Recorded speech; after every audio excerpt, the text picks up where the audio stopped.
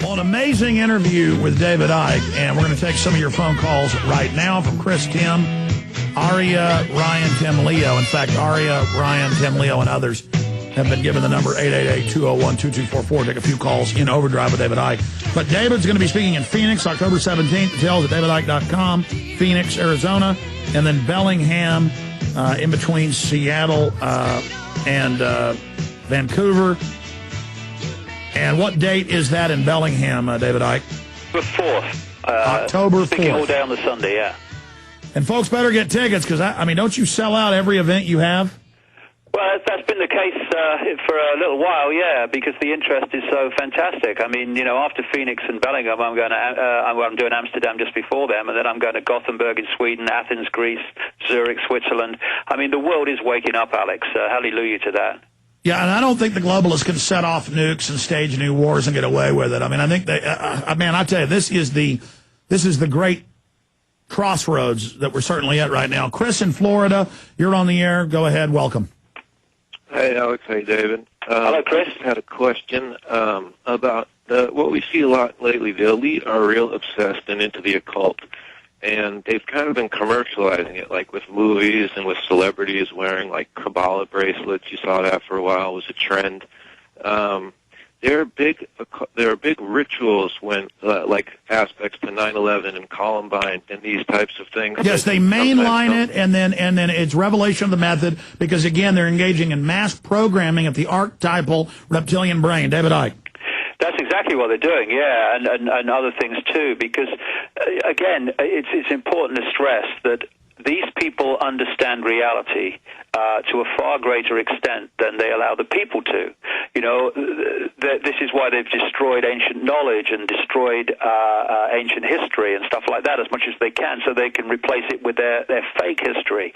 So we don't know, you know, where all this has come from, and it's very much more difficult to get a fix on where we are.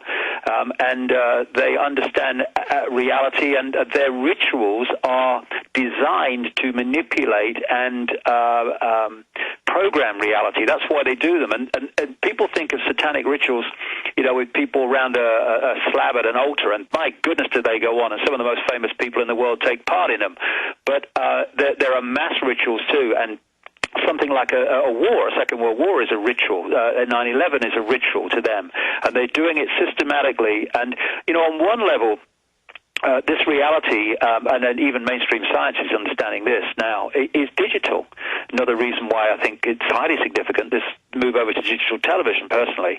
And it's numbers, it's mathematics. And so all this numerology and all these occult ritual codes that they use, where they do things on a certain day, and you see 33s and 9/11s, these are all coming from a level of knowledge of how you can manipulate numbers to and let me throw this reality. out.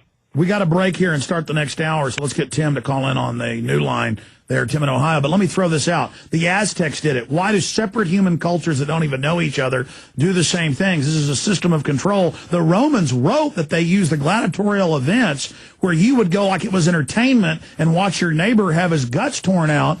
So a month later, when you were getting your guts torn out, your neighbor wouldn't stand up for you against the state. It's making a sport, like these cop shows, out of seeing the cops hunt us down. We're dehumanizing ourselves, so the ritual has a reason. There's a method to the madness. Is that what you're saying, David? Oh, absolutely. I mean, they are crazy, but they're very clever in the way that they use the knowledge they have. Crazy like a fox. Infowars.com, prisonplanet.com. You can get all our books, videos, and materials and support us by visiting Infowars.com, the online video bookstore, and PrisonPlanet.tv. Our guest site is DavidIcke.com. We have links to it up on Infowars.com. He's coming to the United States to speak in October. We're going to break for 1 minute, say bye-bye to stations, come back in overdrive at PrisonPlanet.tv and the Infowars.com streams. Great job to the crews. Great job to everybody else. 8-10 minutes overdrive right now. Here we go.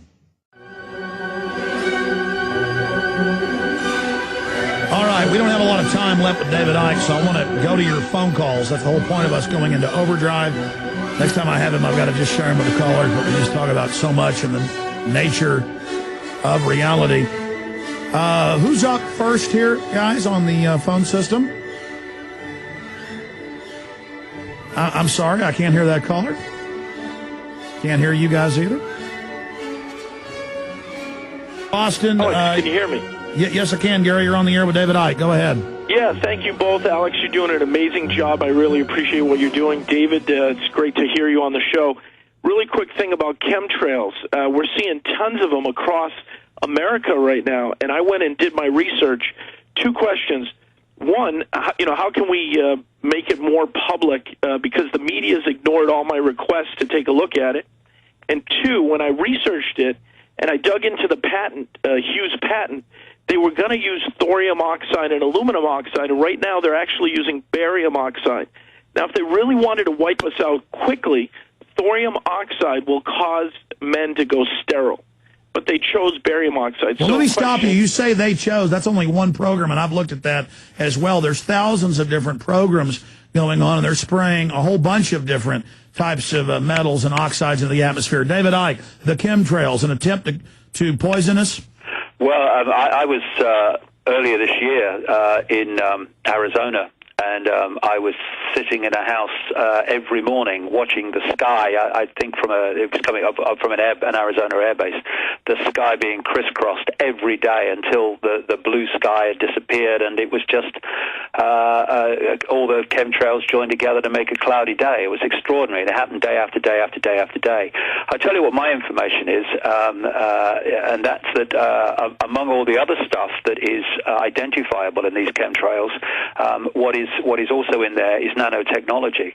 It's interesting what you mentioned earlier in the show, Alex, and I think this is one way they're putting nanotechnology into the atmosphere. I feel myself that the chemtrails and the HAARP system are completely connected. I mean, I think there's multi-reasons why the chemtrails are there, and there's multi-things in them to have multi-effects. But I think what they're trying to do is create a sub-reality around the Earth. A simple thing. How do you affect all the fish? You affect the sea. And the radio waves bouncing off the ionosphere from HAARP and the way they're changing the lower atmosphere, I think, are fundamentally connected. I've not connected everything there, but I'm sure that that's where the truth lies. And it's to do with creating a sub-reality in which they can feed in these thought forms and thought messages through the radio waves on the frequency of the human body computer receiver transmission frequencies. So they're feeding realities into us that way as well.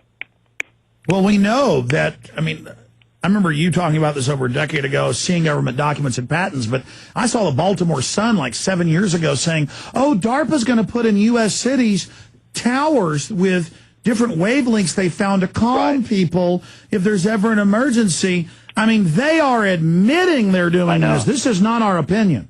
Yeah, and you know, in They Live, where at the end of the movie they find that there's a transmission from the top of the TV tower, which is making it impossible for the public to see the real controllers. I think that is also massively based on truth, because the body computer has a receiver-transmitter frequency.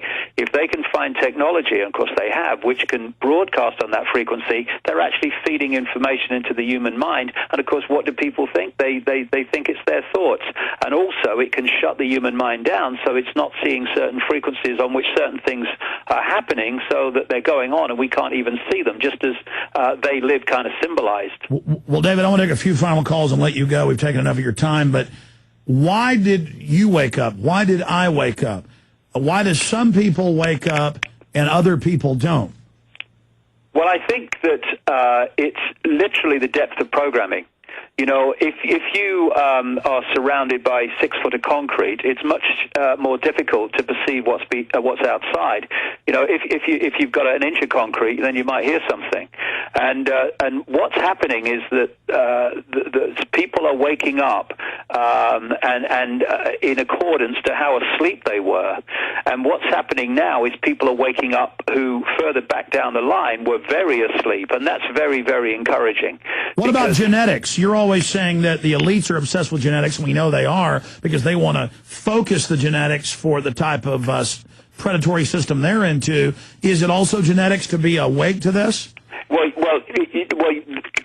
consciousness can overpower the computer. What overpower the reality of the computer? What they're trying to do is put people so powerfully into computer reality through genetic manipulation.